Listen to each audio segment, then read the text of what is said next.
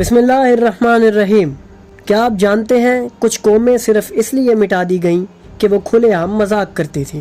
کیا آپ نے کبھی سوچا ہے کہ دامن گھسیٹنا یا قمیض کے بٹن کھول دینا بھی اللہ کے قہر کو دعوت دے سکتا ہے؟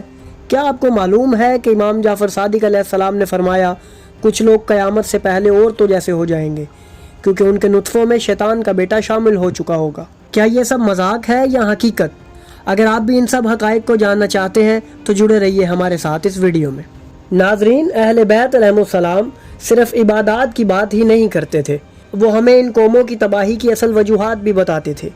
انہوں نے ہمیں خبردار کیا کہ قوم لوط صرف ایک بڑے گناہ کی وجہ سے تباہ نہیں ہوئی، بلکہ ان کی چھوٹی چھوٹی عادتیں، ان کا رویہ، ان کی بے شرمی اور ان کا عام طرز زندگی بھی ان کے خاتمے کا سبب بنا۔ اور اب سوال یہ ہے کہ کیا ہم بھی وہی سب کچھ نہیں کر رہے؟ کیا وہی انداز، وہی بول چال، وہی لباس، وہی حرکتیں آج ہمارے نوجوانوں میں نہیں؟ کیا ہم اس راستے پر نہیں جس پر وہ بدبخت قوم تھی؟ آئیے ناظرین، اہل بیت کی بتائی ہوئی وہ نشانیاں سنیں جو قوم لوط کے اعمال تھے اور فیصلہ کریں کہ ہم کہاں کھڑے ہیں۔ امام جعفر صادق علیہ السلام سے روایت ہے کہ قوم لوط اپنی قمیض کو ایک طرف سے ڈالتے یعنی کندھے پر رکھتے تھے، خاص طور پر عبادت کے وقت۔ امام جعفر صادق علیہ السلام نے فرمایا یہ قوم لوط کے لوگوں کا عمل ہے۔ سوچنے کی بات یہ ہے ناظرین، آج یہی انداز ہمارے گھروں بازاروں میں معمول بن چکا ہے۔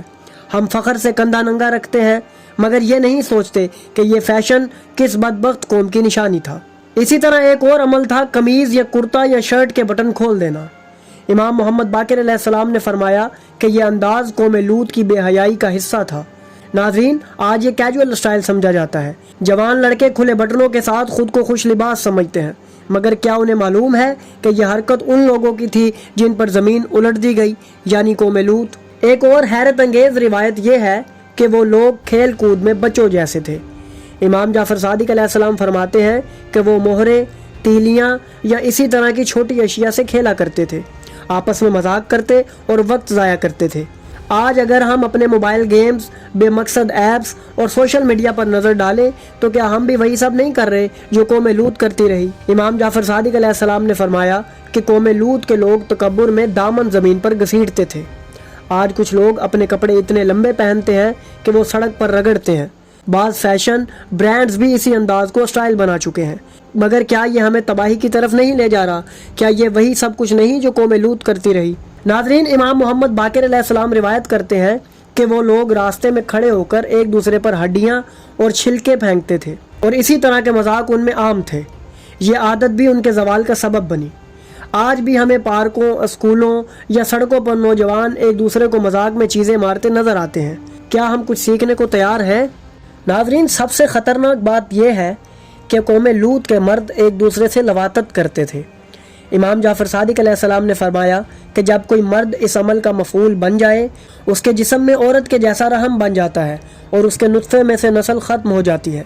اس کے نطفے میں شیطان کا بیٹا زوال شامل ہو جاتا ہے اور یہ انسان عورت جیسی جسمانی ساخت رکھتا ہے۔ امام جعفر صادق علیہ السلام نے فرمایا کہ قوم لوط کی عورتیں ایک دوسرے کے ساتھ مصاحقہ کرتی تھی، یعنی عورت کا عورت کے ساتھ جسمانی تعلق۔ آج اسے آزادی یا اختیار کہہ کر عام کیا جا رہا ہے، مگر اہل بیت علیہ السلام کی نگاہ میں یہ قوم لوط کا گناہ ہے اور یہ عمل زوال کی بڑی نشانیوں میں سے ایک ہے۔ قوم لوط کے لوگ غسل جنابت نہیں کرتے تھے، جب مباشرت کرتے تو نہاتے نہیں تھے۔ امام فرماتے ہیں کہ اس گندگی نے ان کے معاشرے کو بے برکت کر دیا تھا۔ کیا ہم نے بھی آج نجاست کو معمولی نہیں سمجھ لیا؟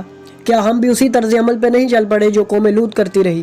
قوم لوط کے لوگ قضائے حاجت کے بعد صفائی نہیں کرتے تھے۔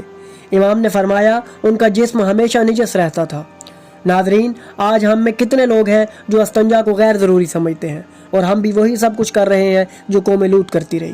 قوم لوط کے لوگ فحش گالیاں دیتے، مذاق میں ایک دوسرے کے جسم کو نچلے حصے پر ہاتھ مارتے، قمار کھیلتے، موسیقی کے آلات استعمال کرتے اور محفل میں ننگا ہو جانا بھی ان کے لیے تفریح تھا۔ امام جعفر صادق علیہ السلام نے ان سب افعال کو ان کے تباہ ہونے کی علامت میں شمار کیا۔ یہی نہیں، وہ لوگ مجالس میں جان بوجھ کر آواز کے ساتھ ہوا خارج کرتے اور اس پر کہکہے لگاتے۔ امام جعفر صادق علیہ السلام نے فرمایا یہ حرکت ان کے زوال کی نشانی تھی۔ ناظرین، یہ وہ قوم تھی جس پر اللہ کا غضب اس وقت نازل ہوا جب انہوں نے مہمانوں سے بیزاری میں لواطت کو بطور ہتھیار استعمال کیا۔ امام جعفر صادق علیہ السلام فرماتے ہیں کہ وہ مہمانوں کو صرف شرمندہ کرنے کے لیے ان سے برا عمل کرتے تاکہ کوئی دوبارہ ان کے ہاں نہ آئے۔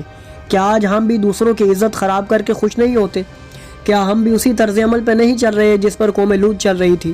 اور پھر جب اس قوم پر عذاب آیا تو جبرائیل نے ان کے شہر اٹھا کر آسمان تک بلند کیے، یہاں تک کہ آسمان والوں نے ان کے جانوروں کی آوازیں سنی، پھر انہیں زمین پر الٹ دیا اور ان کی کہانی ختم ہو گئی۔